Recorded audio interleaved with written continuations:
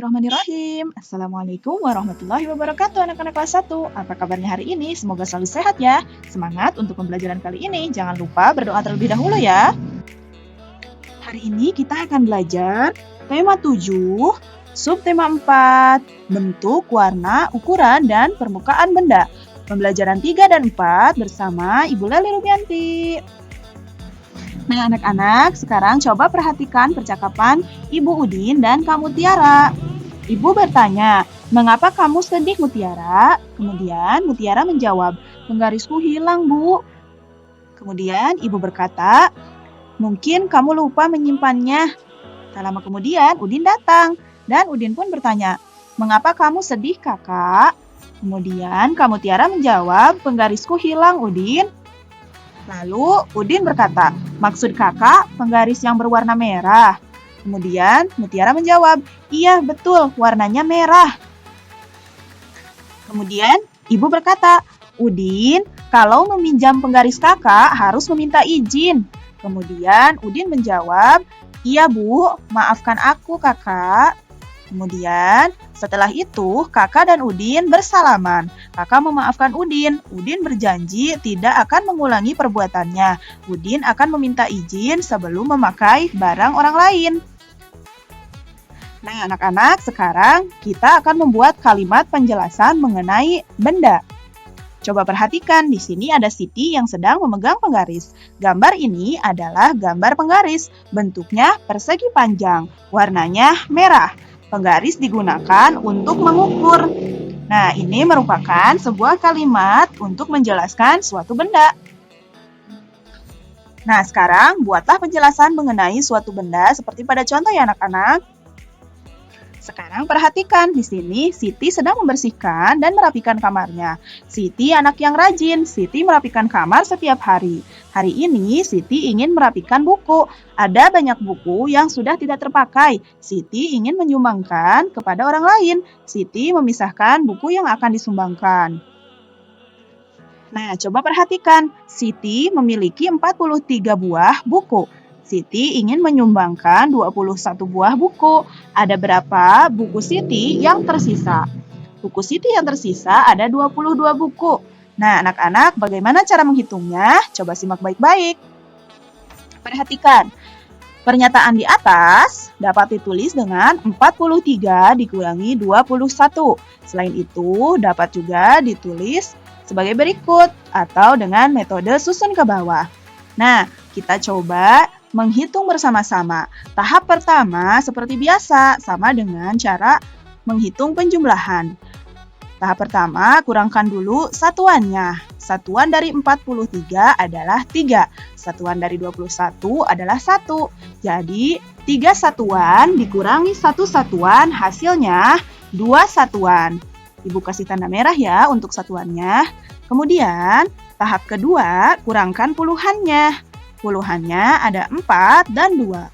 4 puluhan dikurangi 2 puluhan, hasilnya 2 puluhan. Jadi, 43 dikurangi 21, hasilnya 22. Nah, sekarang coba perhatikan contoh yang kedua. Di sini ada Dayu yang memiliki 34 buah mangga. 15 buah diberikan kepada Lani. Berapa buah mangga yang dimiliki oleh Dayu sekarang? Seperti biasa, tahap pertama kurangkan terlebih dahulu satuannya. Di sini satuannya Ibu kasih tanda merah ya. Nah, 4 dikurangi 5, bisa atau tidak? Ya, tidak. Jadi, karena 4 lebih kecil dari 5, kita harus meminjam pada puluhan. Kita pinjam 1 puluhan. 1 puluhan ditambah 4 satuan, sama dengan 14. 1 puluhan berarti 10. 10 tambah 4 sama dengan 14 ya anak-anak. Kita simpan 14-nya di atas satuan atau sejajar dengan nilai satuan. Sekarang kita tidak usah hiraukan lagi angka 4 di jajaran satuan ini. Ibu kasih tanda coret seperti ini. Kemudian sekarang kita tinggal kurangkan saja 14 dikurangi 5. Berapa hasilnya anak-anak? Ya, betul sekali, 9. Kemudian masuk pada tahap kedua, kurangkan puluhannya.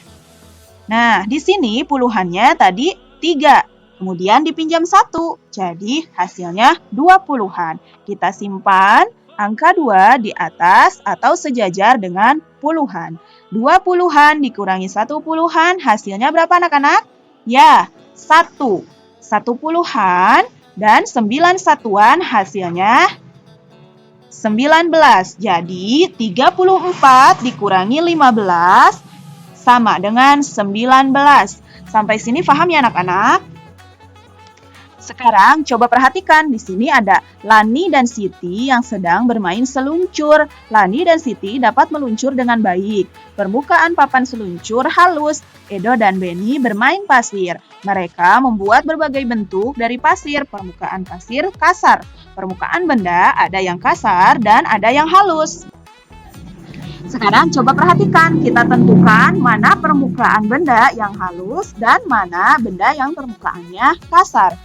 Ada kelinci dan juga selimut. Kelinci dan selimut memiliki permukaan kasar atau halus anak-anak? Ya, betul sekali, halus. Sedangkan roda dan bola basket memiliki permukaan yang kasar. Nah, anak-anak paham ya? Sekarang kita akan belajar mengenai kalimat perbandingan berdasarkan bentuk, ukuran, warna, dan permukaan suatu benda. Nah, kita akan membandingkan nanas dan buah apel. Bentuknya, nanas berbentuk lonjong, tetapi apel berbentuk bulat. Kemudian, nanas berukuran besar, tetapi apel berukuran kecil. Selanjutnya, nanas berwarna kuning, tetapi apel berwarna merah. Dan nanas permukaannya kasar, tetapi apel permukaannya lembut. Anak-anak sudah paham ya mengenai kalimat perbandingan? Sekarang saatnya berkreasi. Mari kita berkreasi seperti yang dilakukan oleh Siti, menggunakan pasir.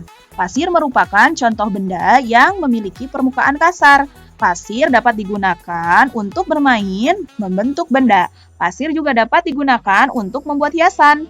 Sekarang cobalah membuat lukisan menggunakan pasir. Caranya, gambarlah suatu benda yang kamu inginkan. Lapisi gambar dengan lem, kemudian taburi gambar dengan pasir sampai semua permukaan tertutupi. Dan biarkan sampai kering. Jadi deh, sebuah lukisan yang indah.